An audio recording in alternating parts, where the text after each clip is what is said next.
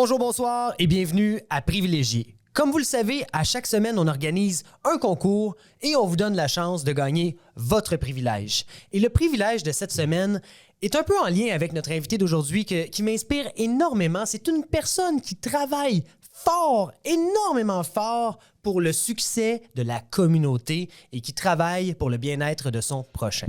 Notre privilège de la semaine est une semaine tout inclus dans un chalet haut de gamme au domaine Pine Hill situé dans le secteur de Brownsburg-Chatham, offert par chaletlocatif.com d'une valeur totale de 2500 $ et d'une valeur inestimable en repos, en quiétude et en nature. Et croyez-moi, vous allez voir une coupe de serre dans ce coin-là. Et dans cette optique, cette semaine, nous avons l'honneur et la chance. Non, c'est pas de la chance, c'est un privilège d'accueillir la plus jeune élue dans le domaine politique, la mairesse de la ville de Longueuil, Catherine Fournier. Comment ça va? Salut, ça va bien, toi? Ça va très, très bien. Je suis vraiment content de t'accueillir en studio, sincèrement.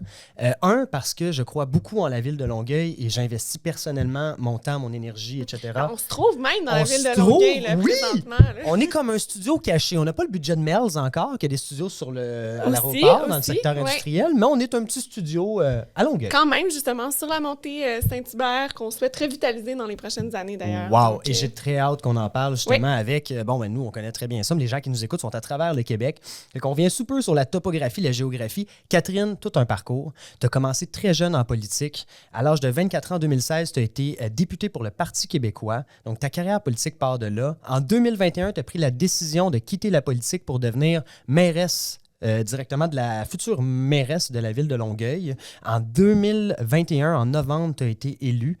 Puis on dirait qu'en lisant ton parcours, la politique a toujours fait partie de ta vie. Qu'est-ce que tu peux me dire par rapport à ça? C'est qui Catherine Fournier aujourd'hui?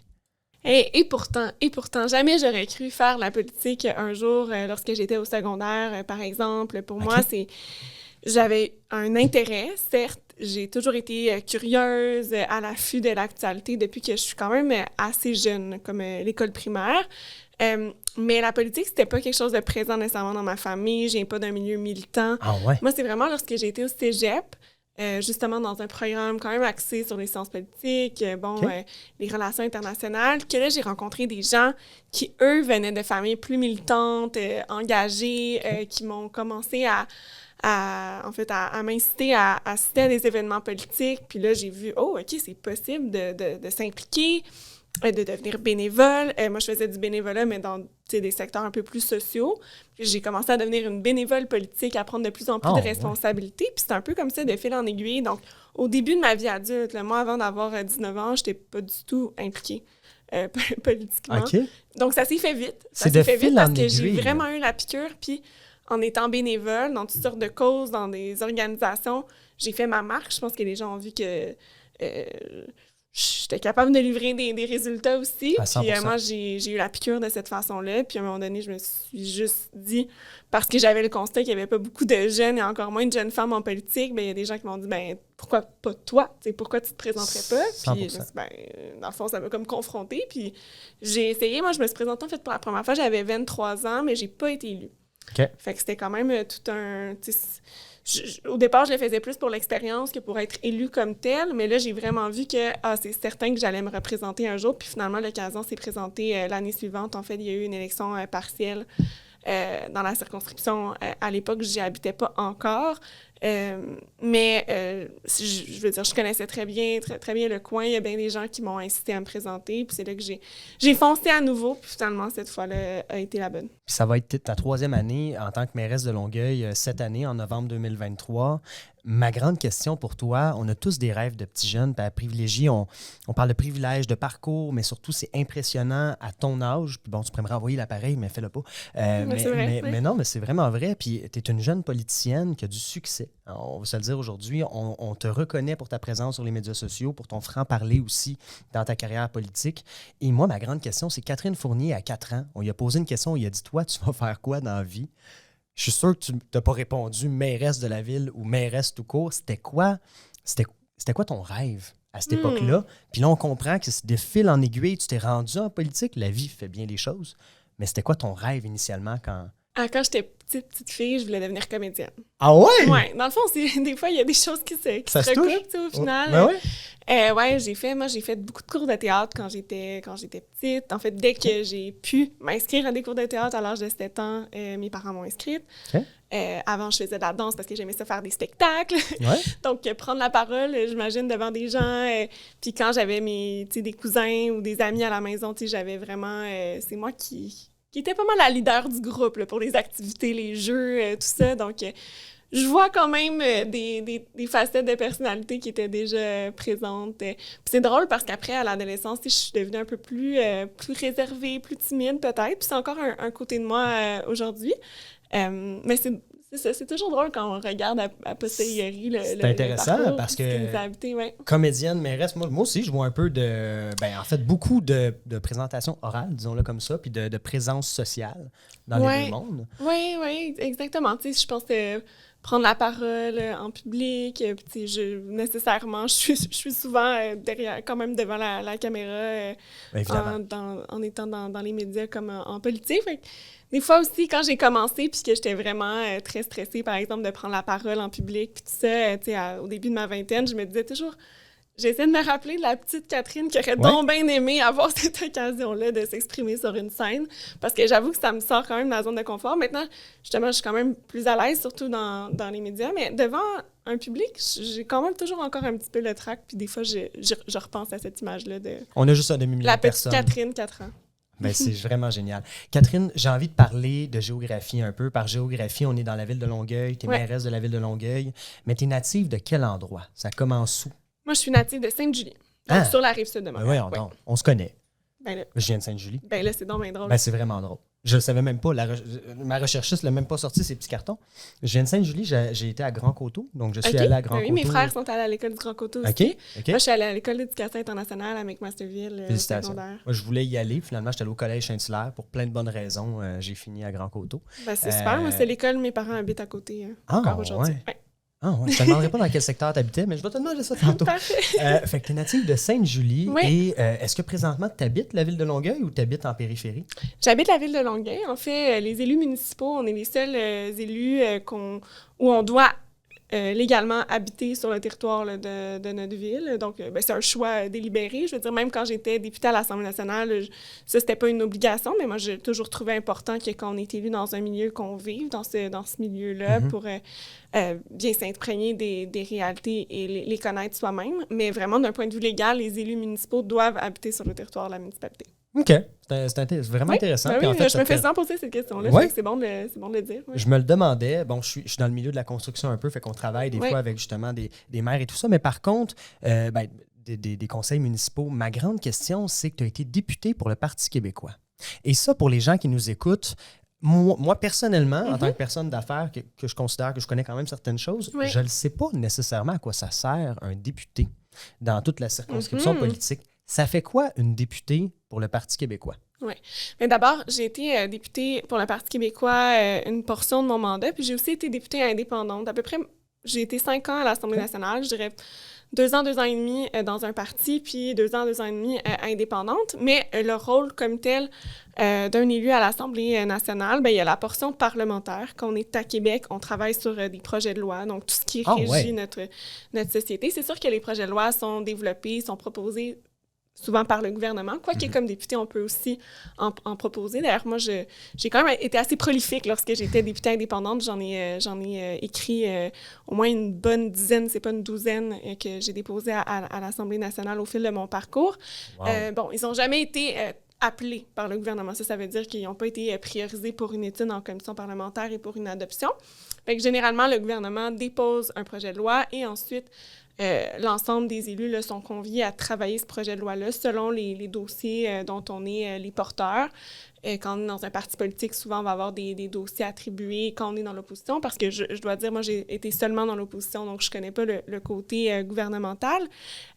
Mais par exemple, un ministre va venir en commission parlementaire défendre les articles de son projet de loi, puis comme député dans l'opposition, soit qu'on peut signifier notre désaccord lorsqu'on étudie le projet de loi, mais souvent, en fait, c'est un travail qui est fait de façon très minutieuse, puis on va même proposer des choses pour bonifier le projet de loi. Donc, c'est un beau travail. Oui, ce qui permet d'avoir un résultat au bout de la ligne. Puis après, on adopte la loi, qui, évidemment, après, a des effets sur toute la société. Donc, ça, c'est la plus grosse portion de notre travail, même si souvent, dans les médias, on va voir plus des affrontements, là, la fameuse période de questions où les députés, justement, de l'opposition vont questionner le gouvernement, les différents ministres sur leur travail. Ce qui est quand même important, c'est une période de reddition de comptes. Quoique, si on avait plus de temps, on pourrait développer sur les réformes nécessaires à notre système pour être beaucoup plus efficace et constructif, parce que j'en aurais long à dire là-dessus, parce que, bon, franchement, il y a justement la place des partis politiques, à mon avis, est trop grande.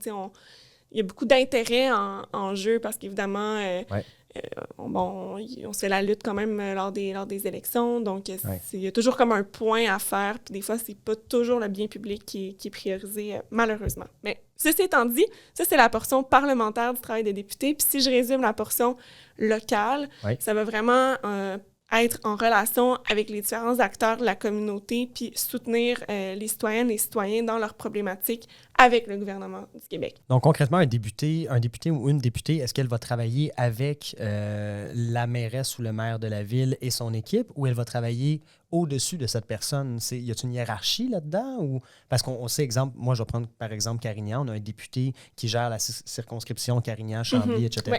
Il y en a un, j'imagine, pour Longueuil. Je dis j'imagine, mais...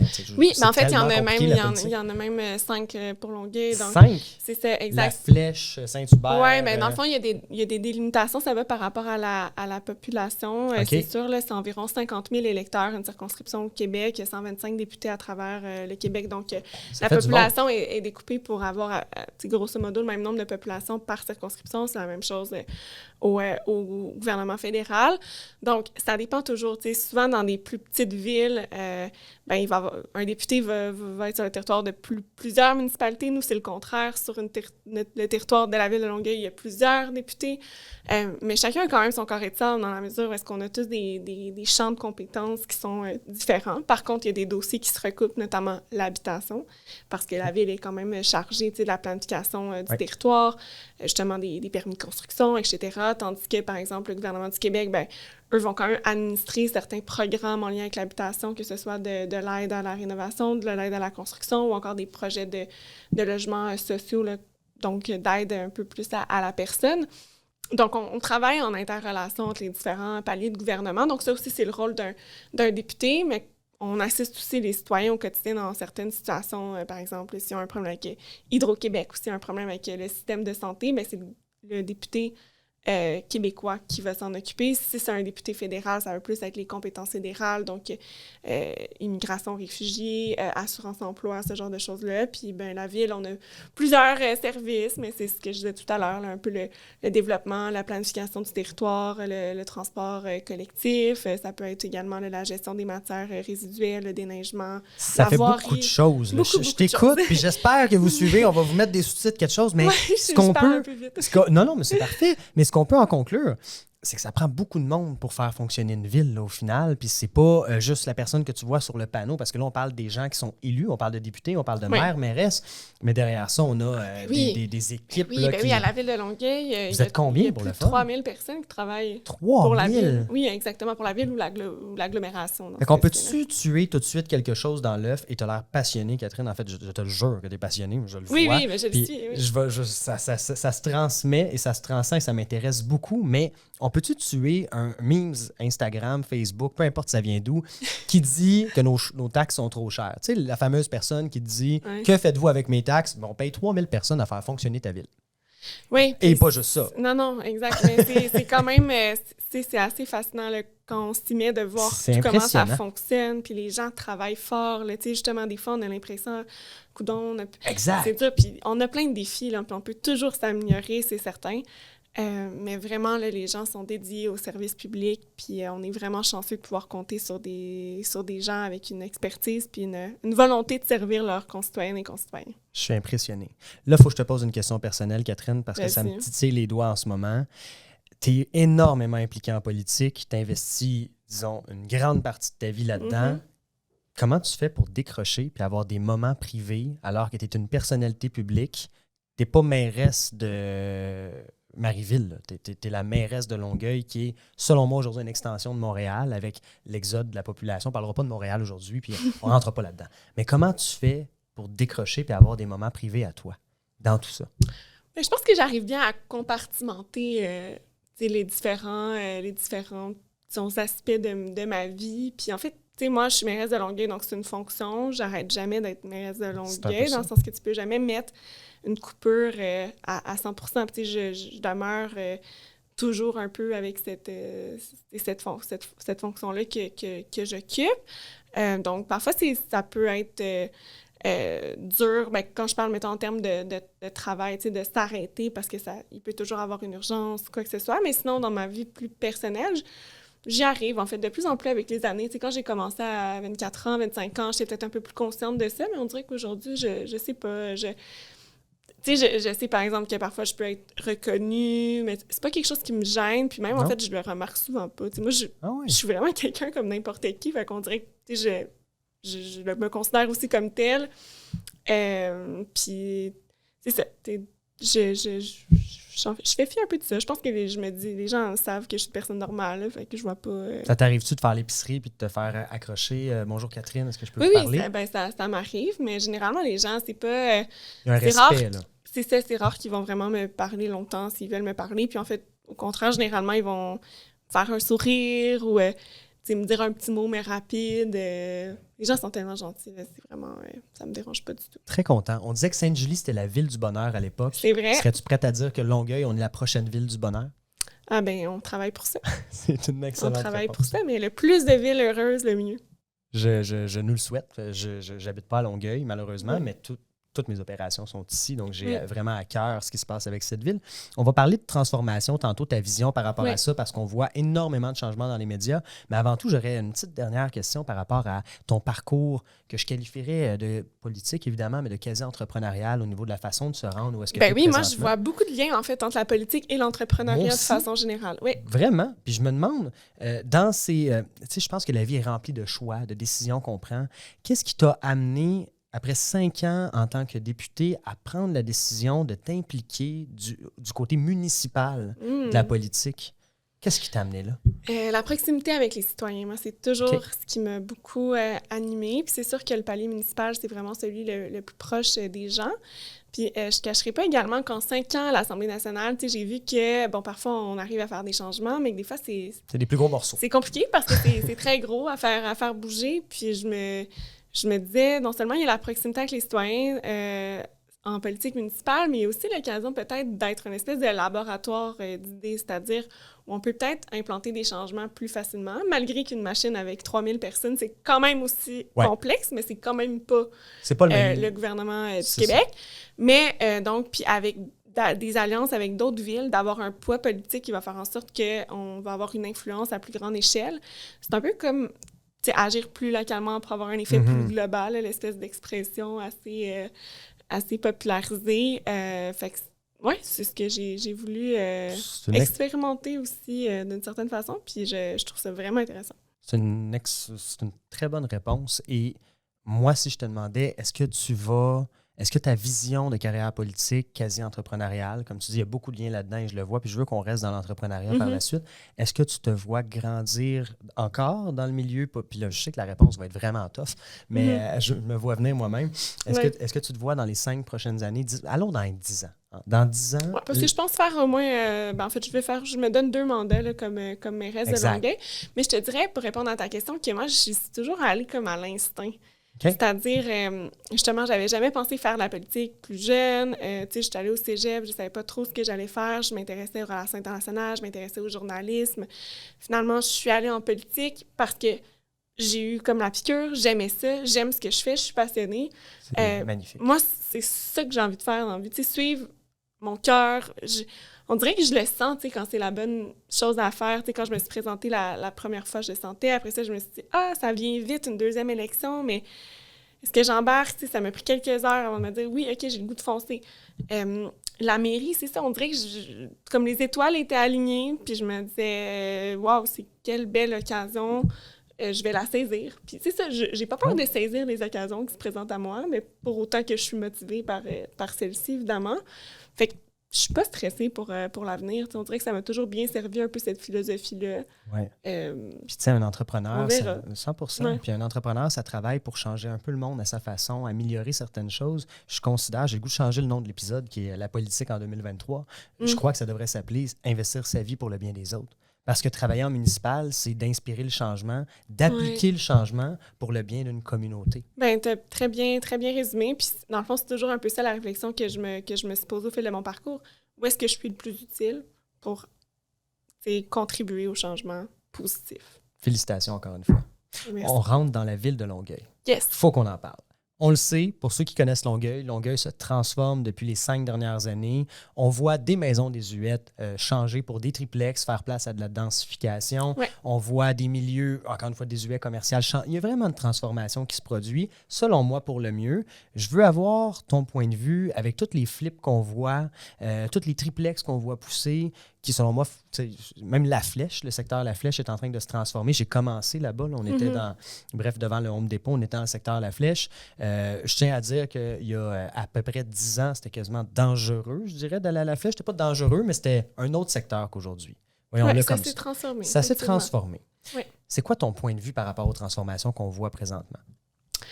Je dirais que, premièrement, la transformation, elle est positive dans le sens que c'est important de revaloriser des quartiers, C'est un bon mot, ça. les requalifier là, dans le jargon un peu urbanistique.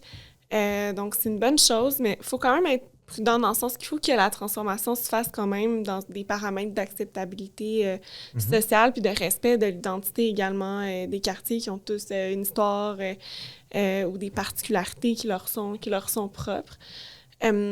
Donc, je pense que, par exemple, dans des projets de densification comme des triplex dans des quartiers résidentiels, on peut dire que c'est la densification quand même douce. On ne veut pas construire des tours. Effectivement, il faut que ça s'intègre quand même bien au quartier. Mais je pense que ce qui a fait, parce qu'il y a eu des réactions dans la population dans les dernières années, je dirais un peu avant notre arrivée à l'hôtel de ville, parce que justement, on est allé établir, nous, certaines balises par la suite. Oui. Mais c'est qu'il y avait du développement qui se faisait sans nécessairement tenir compte de l'intimité des voisins, sans tenir compte nécessairement c'est là qu'on a sévi, du verdissement. En fait. Oui, exactement. Fait que ça crée une réaction assez épidermique, puis je les comprends, les gens, tu sais, dans leur rue, lorsqu'ils voient ça arriver. Tu le vois dans ma salle de bain. Exact, puis qui ne respectent pas non plus un peu le... Tu sais, je donne un exemple, on avait une rue, ça c'est plus en rue Longueuil, mais où toutes les maisons étaient rouges, en briques rouges, puis là, il y avait un projet de gros triplex foncé. Tu sais, c'est niaiseux, mais on peut-tu juste mettre la brique rouge? Ne serait-ce que ça fait une grande différence dans l'acceptation des gens dans le quartier. Fait que, intégration aux normes, disons, architecturales, on s'entend, il y a des quartiers à Longueuil que c'est très dépareillé, là, il n'y a pas nécessairement cette... mais quand il y a un style uniforme, essayer le plus possible de s'en rapprocher. Après ça, le verdissement, la préservation des arbres matures, limiter également les surfaces asphaltées, laisser place justement à la verdure, donc pour éviter là, de contribuer à augmenter les eaux de chaleur, puis aussi parce que c'est beau, là, les arbres dans nos quartiers, on veut les préserver. Super important. Puis le respect de l'intimité. Okay. On a vu des projets malheureusement se faire avec pratiquement le balcon sur la fenêtre de la chambre à coucher des voisins parce qu'on maximisait là, l'espace bâti sur le terrain. Fait que c'est ça. Nous, là, maintenant, on accompagne justement les promoteurs qui souhaitent développer. On leur donne justement ces balises-là grâce au comité consultatif d'urbanisme. Donc, c'est un encadrement, un développement qui continue de se faire, mais il est plus encadré. Certainement, mais en même temps, ça fait en sorte que les gens l'acceptent beaucoup mieux. Fait que, tout le monde en... Il y a un aspect respect citoyen et développement qui doit se faire parce que Longueuil est une ville qui a un certain âge. Donc, il y a des bâtiments qui manquent d'amour, disons-le comme ça, encore aujourd'hui. Exact. Donc, par exemple, en termes de démolition, depuis notre arrivée à l'Hôtel de Ville, on a autorisé 60 démolitions. Parce qu'on analyse, ce sont des critères patrimoniaux. On a eu 63 demandes. Il y en a 60 qui ont été acceptées. Seulement? c'est dans les quartiers, par exemple, seulement les quartiers, les OK. anciens quartiers. Donc, patrimonial, il faut que ça passe au comité de démolition, mais Ouais. sinon, ça n'a Mais pas c'est besoin juste de les se rendre anciens là. quartiers, fait que c'est vraiment circonscrit à l'intérieur de la ville de Longueuil. Par exemple, le secteur La Flèche, c'est un ancien quartier. Ah, Parce ouais. qu'il y a une histoire très particulière. La Flèche, avant, ça s'appelait Mackayville. En tout cas, Ah, ouais. c'est vraiment dans l'histoire du Québec, même c'est important. Donc, ces quartiers anciens-là qui sont ciblés, où il y a vraiment des maisons avec des typographies particulières, notamment là, qui datent de certaines époques importantes. OK. Ces quartiers-là, donc quand il y a une demande de démolition, doit passer à un comité de démolition. Puis, donc, il y en a eu 63, comme je le disais, là, depuis la mise en œuvre de ce comité-là en mai 2022. On en a accepté 60 sur 63 parce qu'il y a des rapports là, patrimoniaux qui sont produits. Il y en avait 3 que justement, la qualité patrimoniale était trop élevée, on les a refusés. Mais 60 sur 63 ont été acceptés. Puis grâce à ça, on a eu 127 nouveaux logements, nouvelles unités de logement sur notre territoire. Donc 127 plus 60. Fait qu'on est arrivé, on a triplé en fait le nombre d'habitations sur ces terrains-là. C'est magnifique. Fait que quand on parle d'objectif de densification, Ouais. si tu me permets juste de le dire, la Bien densification, non seulement c'est un moyen de répondre à la crise du logement, dans ce sens parce 100%. qu'on augmente le nombre de personnes sur un territoire donné, Oui. mais on répond aussi à des impératifs environnementaux, climatiques, parce que Mhm. dans la mesure où est-ce qu'on protège nos milieux naturels On restants n'a sur plus notre de territoire, terrain, là, tu sais. parce que les seuls terrains qui restent, c'est des milieux humides de haute qualité ou des milieux boisés également à valeur écologique forte. Donc, on a la responsabilité de protéger ces milieux-là, mais en contrepartie, on a une population qui augmente. 100%. Donc, il faut loger les gens, il faut qu'il y ait un prix de l'habitation qui est abordable, donc il faut augmenter La l'offre. rareté augmente le prix, donc il faut augmenter voilà, l'offre. exactement, il Voilà. faut augmenter l'offre, mais comment on fait dans un territoire qui est déjà tout développé? La réponse, c'est la densification. Je ne dirais pas mieux. Donc, en d'autres termes, la ville est ouverte au développement présentement.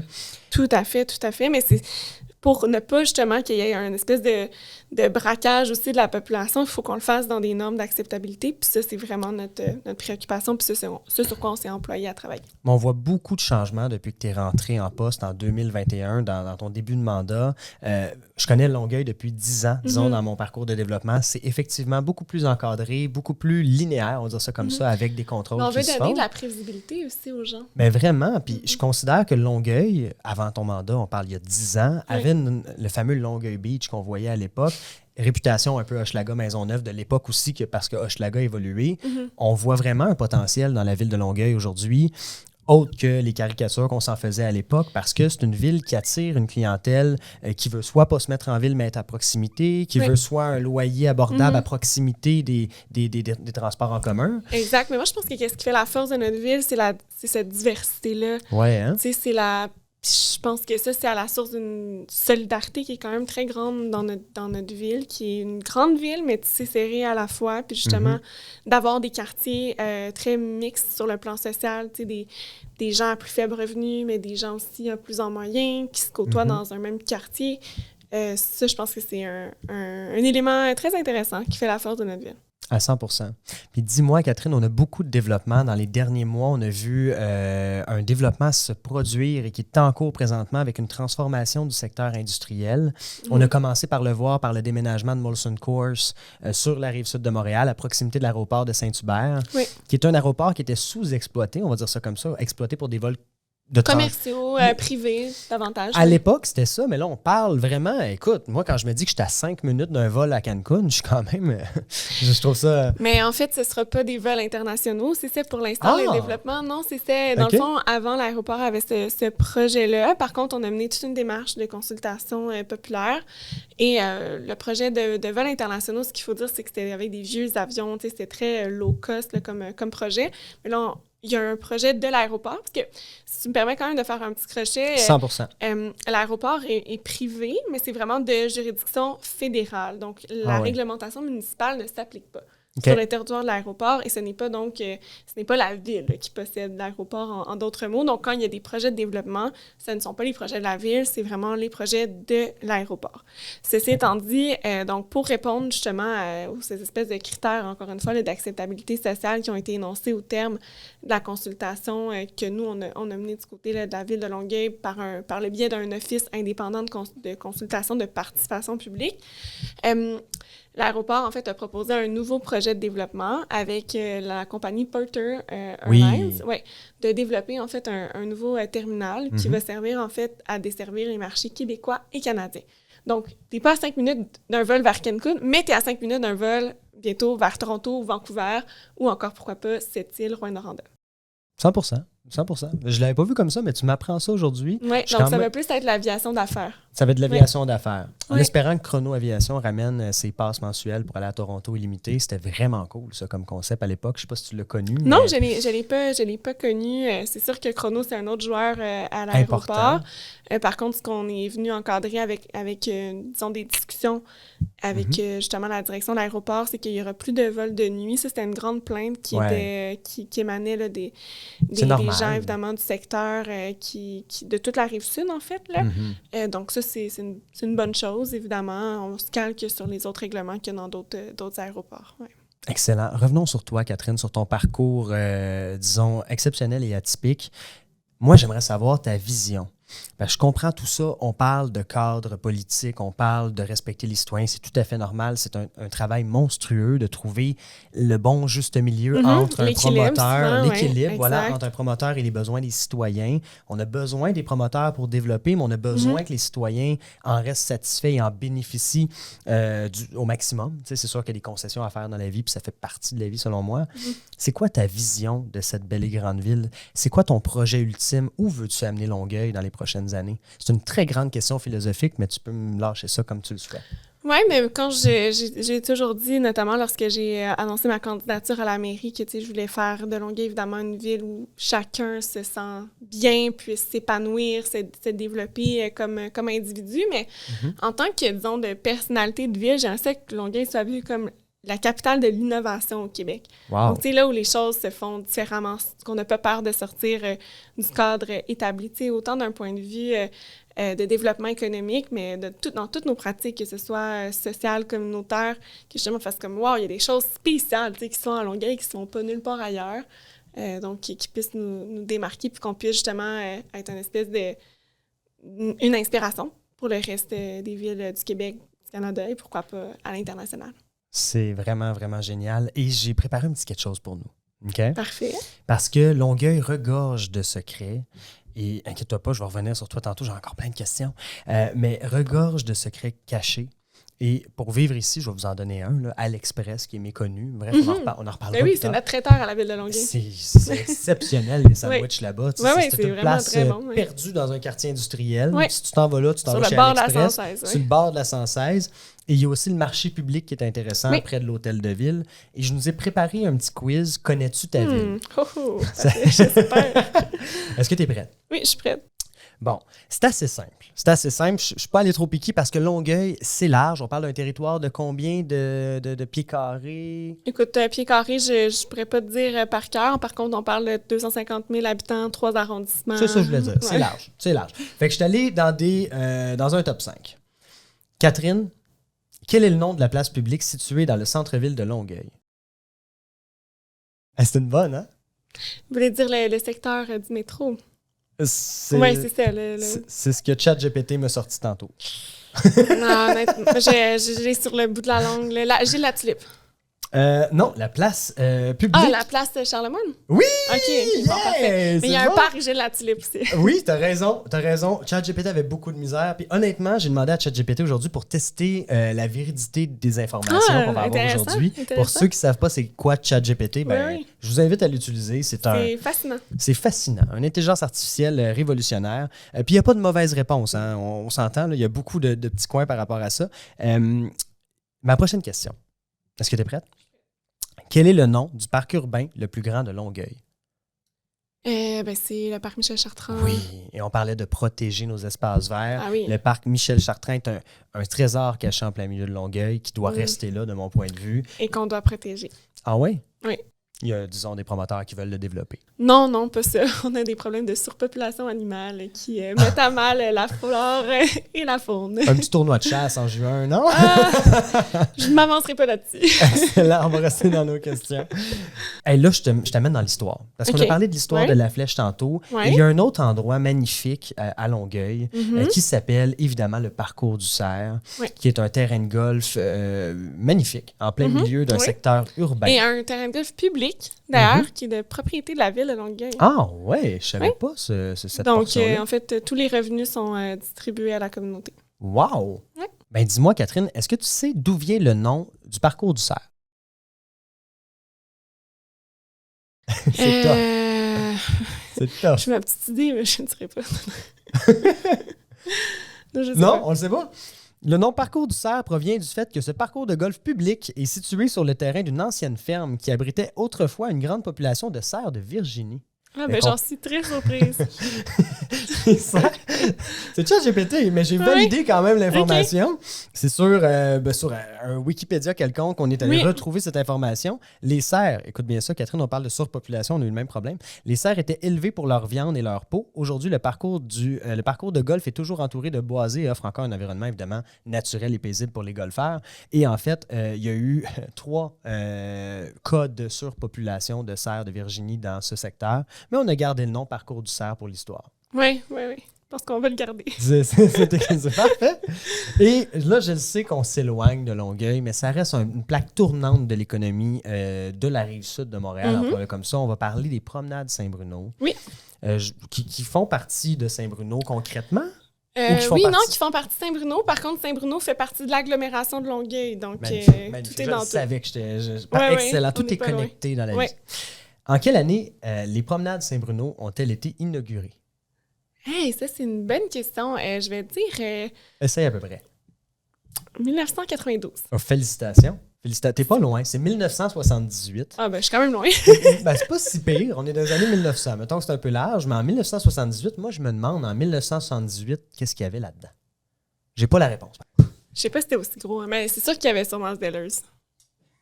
En 1980... Oui. 78? En je 78? sais pas. Ah non, peut-être pas. Est-ce qu'on avait des voitures en 78? Ben oui. Oui, mais tu sais, les voitures Ford, ouais. Oui, je pense qu'il y avait ça fait quand longtemps même que j'ai pas vu une voiture. 78, il y avait des voitures. Ouais. Bon, mais on vous invite à mettre ça dans les commentaires. Une photo le plus proche possible de 1978. Ma mère, elle avait ça à peu près 18 ans dans ce temps-là. Elle avait une voiture, Bon, ben ça devait ressembler... ça devait être des gros chars. Les vieux Ford, disons. Les vieux Ford. Revenons à ton parcours, Catherine, qui est atypique. Merci beaucoup d'avoir participé au quiz en passant. C'était très intéressant. Tu sortais du cadre. Moi, j'ai appris des choses. J'organise des quiz, honnêtement, parce que j'en apprends en organisant ces quiz-là. Puis je trouve ça impressionnant. Puis selon moi, la vie devrait être une poursuite de... Un quiz perpétuel. Exact. Il faut continuer. J'aime ça. Un de mes mentors m'a déjà dit quand t'arrêtes d'apprendre, tu meurs. C'est un peu drastique. Mais t'as raison. Moi, en tout cas, ce qui m'anime aussi, puis ce que j'adore en politique, c'est que j'apprends à tous les jours. Puis je pense que c'est peut-être cette curiosité naturelle-là que j'ai toujours eue en moi qui fait en sorte que j'aime autant la politique. Ben, on le voit. Et t'es vraiment passionnée, Catherine. Je le vois dans tes yeux, je le vois dans ton dynamisme. Puis je te souhaite vraiment une excellente, une très longue carrière politique. Merci. Parce que tu fais très bien ce que tu fais présentement. Et je te suivais de loin. En tout cas, j'aimais tout le meilleur de moi dans tout ça. Puis je suis assistée également d'une équipe extraordinaire. C'est le plus important. Et justement, revenons à toi. Comment vois-tu la suite du milieu politique maintenant? Est-ce que ça veut dire c'est que la politique change? La politique était autrefois réservée à des gens âgés, à des gens plus vieux d'expérience. On voit de plus en plus de jeunes s'impliquer en politique. Il n'y en a pas énormément. Tu fais partie des pionnières par rapport à ça. C'est quoi ta vision de la politique dans les prochaines années? Oui. Mais ça va faire un lien un peu avec mon appréciation de comment ça se passait à l'Assemblée nationale où les partis politiques prenaient beaucoup de place, où c'est un peu un jeu, une espèce de politique spectacle. En tout cas, moi, j'aspire du moins à ce qu'il y ait justement une transformation qui s'opère vers une politique beaucoup plus collaborative. C'est moi, en tout cas, ce que j'essaie de mettre en place à Longueuil. Donc, beaucoup moins axé sur les partis, mais vraiment davantage fondé sur l'entraide, la coopération, la recherche du bien commun. Là. C'est sûr que c'est peut-être un peu des vœux pieux dans la mesure où est-ce que c'est normal qu'il y ait des débats en politique, mais moi, je pense que les débats peuvent se faire de façon justement très civilisée, dans le respect, pas en cherchant constamment à à rabaisser Ou à l'opinion des freiner autres. un projet en étant complètement fermé. Exact. Là. Moi, je me vois beaucoup comme une espèce de médiateur, tu sais, l'équilibre dont on parlait tout à l'heure. Puis moi, je crois beaucoup à la politique, la main tendue aussi, tu sais, de trouver des solutions plutôt que d'être dans une logique d'opposition, d'affrontement. Tu sais, même quand on n'a pas la même position, OK, mais c'est quoi le terrain commun? Qu'est-ce qu'on peut aller chercher? Moi, c'est ma façon de faire. Puis, tu sais, moi, je donne la place, par exemple, à tout le monde au sein de mon équipe. Tu sais, même le chef de l'opposition à Longueuil, je l'ai nommé sur les commissions sur lesquelles il souhaitait participer. On est très transparent aussi dans l'information qu'on donne avec l'opposition, avec les médias. Donc, la transparence aussi, c'est une valeur importante. Rendre la politique plus accessible aussi. Pour qu'on puisse mieux s'y retrouver, que les gens, que les représentants politiques soient plus accessibles. Pour moi, c'est super important. C'est pour ça que je crois beaucoup à l'authenticité. Puis je pense que c'est ça qui a fait mon succès dans les dernières années. 100%. Puis on l'a vu avec la pandémie, l'utilisation du numérique, en fait, pour la politique avec François Legault qui met ses communiqués de presse sur Facebook. Je trouve que juste ça, c'est une avancée Tout à fait. dans le milieu de la politique parce que j'ai plus à télé. Mais je vais l'écouter, ton live Facebook, parce que je veux savoir ce qui va se passer dans les prochaines semaines. Et je crois qu'on doit apprendre de ça pour évoluer. Et pas juste en politique, je pense que ça s'applique partout, là, que le numérique, c'est pas le futur, c'est maintenant. C'est là qu'on s'en va. Tout à fait. Et ma grande question pour toi, pour conclure, en fait, c'est quoi? Je vais m'en permettre un autre. Je suis vraiment curieux de savoir qu'est-ce que tu dirais aujourd'hui à quelqu'un qui, un jeune, ou peu importe, parce que l'âge est juste est seulement un chiffre selon moi. Oui, parce que moi, je dis toujours que l'âge, c'est pas garant de l'expérience, puis l'expérience n'est pas garant de la compétence non plus. À la dernière élection, justement, municipale à la mairie, moi, j'avais 29 ans, j'étais la plus jeune des candidates, mais j'étais la seule avec une expérience politique. Ça donne une idée, mais 100%. Tu as tout à fait raison. Et justement, on va reprendre notre phrase. Que dirais-tu à une personne qui veut se lancer en politique, qui aspire à faire carrière en politique? C'est quoi le conseil que tu lui donnerais aujourd'hui de ton expérience, Catherine? De toujours demeurer à l'écoute, toujours demeurer curieux, mais surtout de se faire confiance. Parce que justement, on a tendance souvent à s'imposer des barrières, puis souvent quand on a un profil peut-être plus atypique, de justement de se dire qu'on n'a pas notre place, mais la population a vraiment soif, justement, de gens qui sont passionnés, de gens qui sont sincères dans leur engagement. Puis je pense que ça transparaît quand on l'est. Donc, juste de s'écouter, de foncer, de se faire confiance. Surtout de se faire confiance. Oui, ça, c'est assez fondamental. Je pense que c'est la clé. Et pour conclure, c'est déjà la fin. Ça passe quand même très vite, nos émissions. C'est fou. J'ai toujours l'impression que j'ai trop de cartes, j'en ai jamais assez. Si tu quittais ce milieu, Catherine, si tu te projettes, pas en politique, vers où tu irais? Puis pourquoi? Je pense 2 branches davantage. Peut-être soit l'entrepreneuriat, justement. Je pense que en politique, je suis quand même un peu mon propre patron, dans le sens, en fait, mon patron, c'est la population.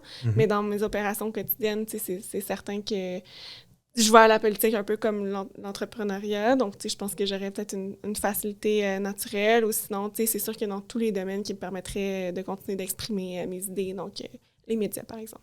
Puis, est-ce que ton objectif derrière ça serait de continuer ta mission que tu t'es donnée, de contribuer à la population d'aujourd'hui? Ou du moins... Toujours. Je pense que j'ai besoin de ça. Je pourrais pas travailler dans quelque chose où je sens pas que je peux faire une différence pour la société. C'est vraiment ça qui m'anime au quotidien, qui me donne l'énergie.